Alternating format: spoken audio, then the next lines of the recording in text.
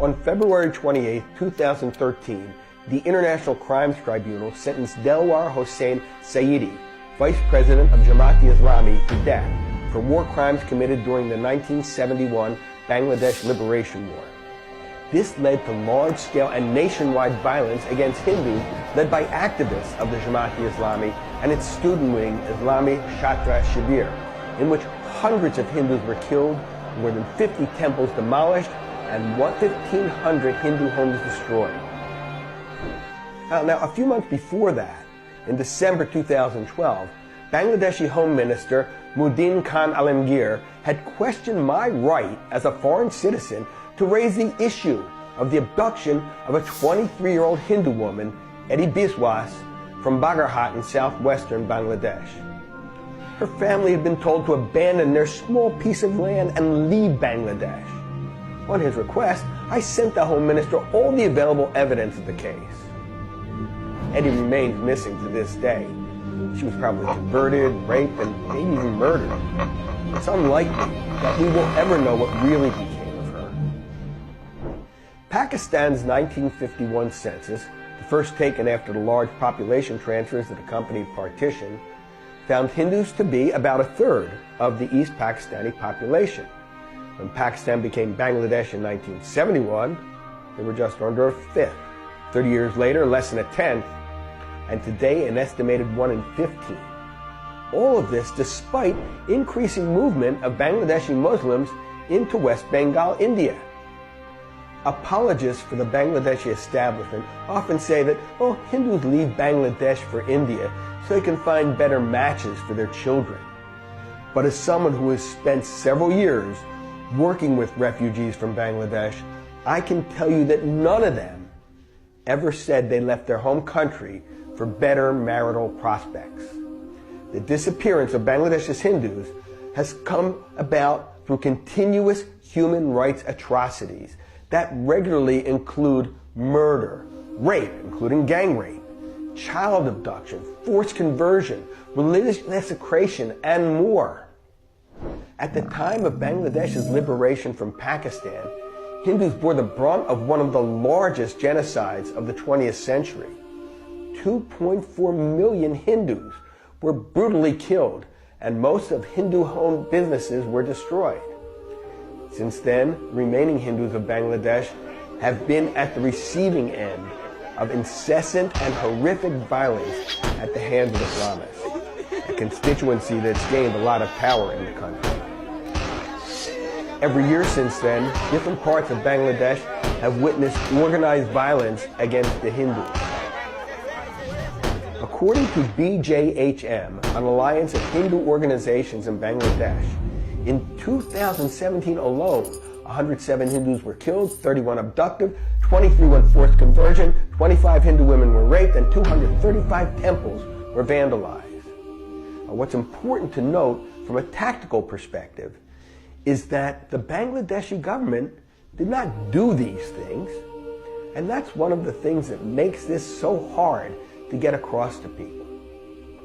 There are no concentration camps in Bangladesh, no gulags, no killing fields, no Hitler or Stalin. But do you think that matters to the millions of victims? Of course not. The Bangladeshis are guilty because government after government has created a culture of impunity that allows crimes against Hindus to go unpunished.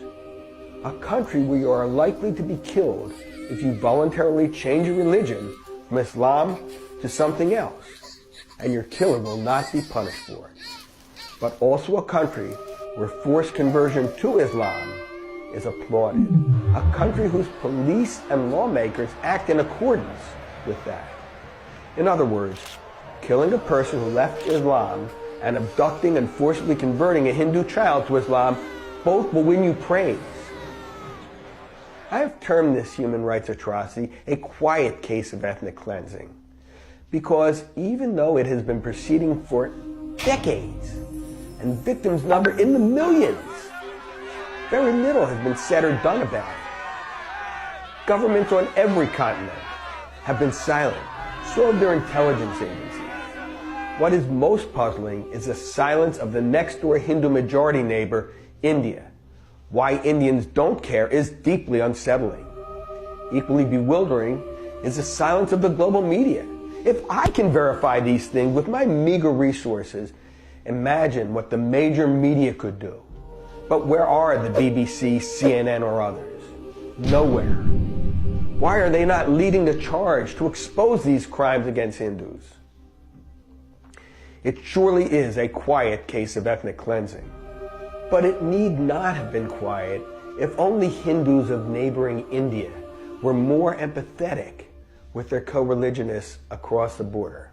Now, I say Hindus and not Indians deliberately, because Muslims of India have always stood in solidarity with Muslims in other parts of the world, like Palestine or Myanmar. For example, in 2012, a protest march called by Muslims in Mumbai against the treatment of Rohingya Muslims in Myanmar led to the Azad Maidan riots, resulting in 2 deaths and injuries to 45 policemen. The indifference of India's Hindus is impossible to explain. And even on the grounds of pure self-interest, India must work hard to protect the interests of Bangladeshi minorities, lest Bangladesh turn into a replica of Pakistan and the whole point of liberating it in 1971 is lost. Moreover, increasing Indian involvement with Bangladesh is particularly important now, as India is negotiating a free trade agreement with Bangladesh. Negotiating for equal treatment of all citizens under the rule of law must be included as part of trade negotiations. India must protect Bangladeshi Hindus by asking the Bangladeshi government to 1. Repeal the Vested Property Act that has legalized the seizure of most Hindu property in Bangladesh. 2. Prosecute and punish all those who commit these crimes against Hindus as they would other crimes, even if the leader is an imam. And 3.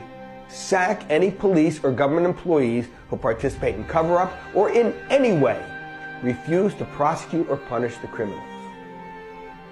What is happening in Bangladesh is a quiet case of ethnic cleansing. As people of the same blood, it is morally imperative on India's Hindus to raise their voice and force the political leadership of your country to take action. I am Richard Benkin for Upward.